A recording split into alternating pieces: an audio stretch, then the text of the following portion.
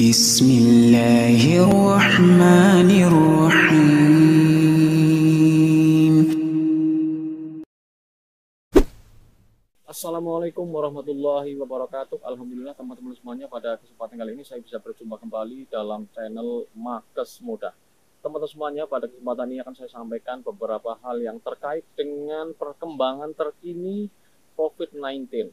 Ya, saat ini adalah saat yang diprediksi sebagai gelombang ketiga kenaikan atau terjadinya ledakan kembali kasus COVID-19.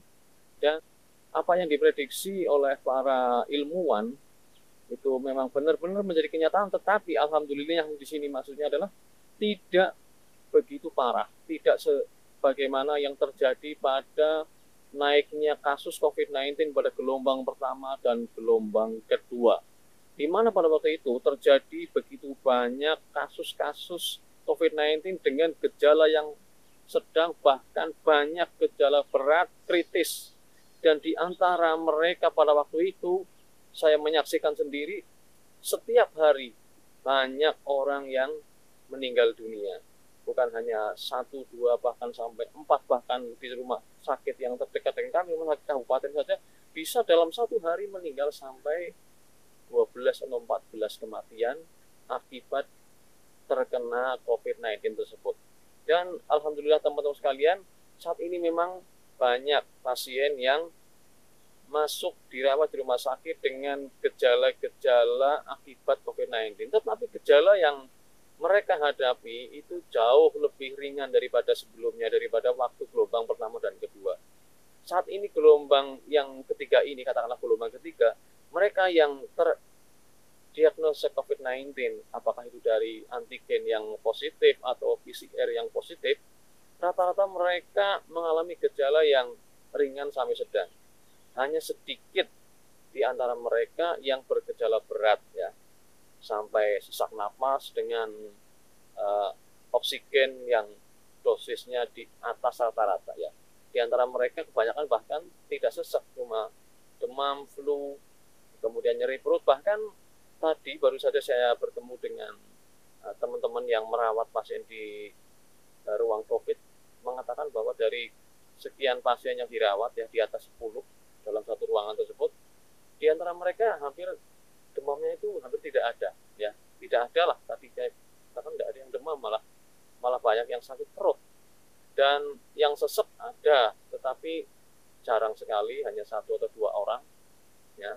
Itu pun dengan oksigen yang ringan, hanya mungkin 1 kalau tidak salah tadi, yang dengan memakai oksigen dengan saturasi yang di bawah 95, mungkin 90-an, yang oksigennya itu 10 liter per menit, pakai NRM, ya, dengan sungkup begini, oksigen yang sungkup, bukan oksigen biasa.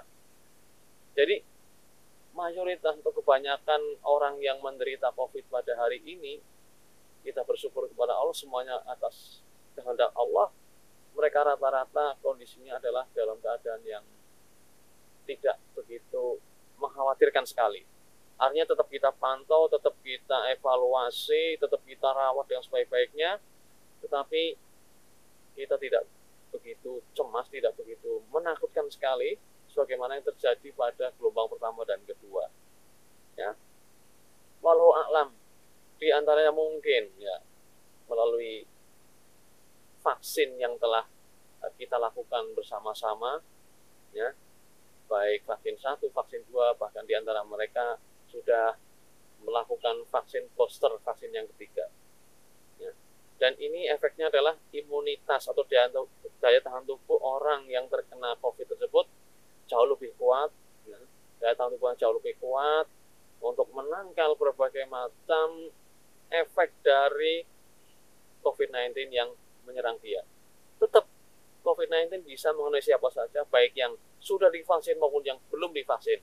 Tetapi yang membedakan adalah gejala yang timbul, efek yang timbul akibat terinfeksi COVID tersebut. Oleh karena itu, teman-teman sekalian, bagi Anda yang sehat, kondisinya fit, sangat-sangat baik, sangat kita rekomendasikan untuk melakukan vaksin sesuai dengan anjuran pemerintah, dalam rangka untuk kebaikan kita semuanya.